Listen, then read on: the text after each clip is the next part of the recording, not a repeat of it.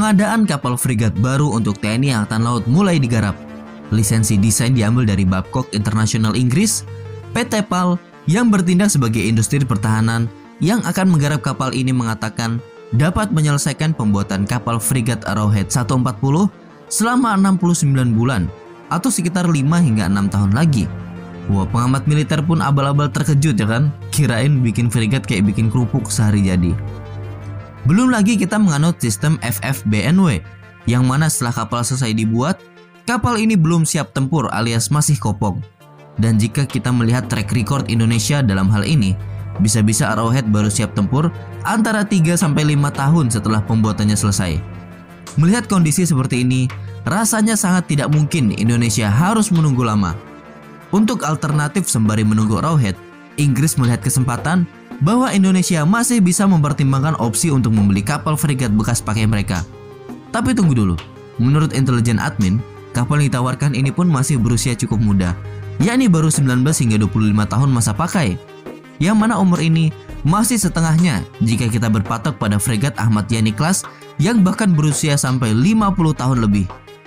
Pembuatan Arrowhead yang memakan waktu, sementara eskalasi di Natuna yang dibayangi hegemoni Cina semakin tidak menentu, maka sudah sewajarnya Indonesia mempertimbangkan opsi ini. Kapal-kapal yang disodorkan ke Indonesia adalah frigat tipe 23 Duke Class.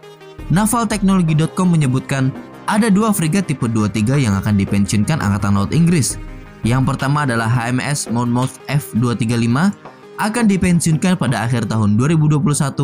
Kemudian yang kedua ada HMS Montrose F236 yang akan dipensiunkan pada tahun 2022 setelah kembali dari penempatan di Timur Tengah. Tentu sebagai pertimbangan, kita harus melihat kualifikasi dan kemampuan kapal ini.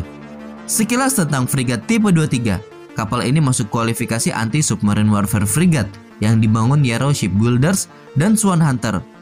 Jumlah populasi frigat ini mencapai 16 unit. Saat ini 12 unit tipe 23 masih dioperasikan oleh Angkatan Laut Inggris dan 3 unit lainnya dioperasikan oleh Angkatan Laut Chili. Frigat tipe 23 punya bobot sekitar 4.900 ton, sementara panjangnya 133 meter, lebar 16 meter, dan disokong propulsi combiner diesel electric and gas. Kecepatan maksimum kapal frigat ini mencapai 28 knots dan dapat menjelajah sampai 14.000 km pada kecepatan ekonomis 15 knot. Bekal persenjataan yang dibawa tipe 23 jelas paten karena kapal ini menjadi andalan Angkatan Laut Inggris. Frigat ini punya banyak list persenjataan. Untuk lini rudal, ada rudal Hanut Sea Captor 1x23 sel, Sea Captor GWS 35 Vertical Launch System atau VLS, Canster 432 misil. Kemudian ada rudal anti kapal 2x Quad Harpoon Launcher, bekal meriam atau cannon yang melekat ada 1x BAE 4,5 inch Mk8 Naval Gun dan 2 cannon DS-30M Mk2 kaliber 30 mm. Meladeni peran anti kapal selam, ada 2x triple 324 mm Stingray torpedo masih masuk dalam paket penggelaran juga. Umumnya helikopter yang dibawa frigat ini adalah AW159 Wildcat.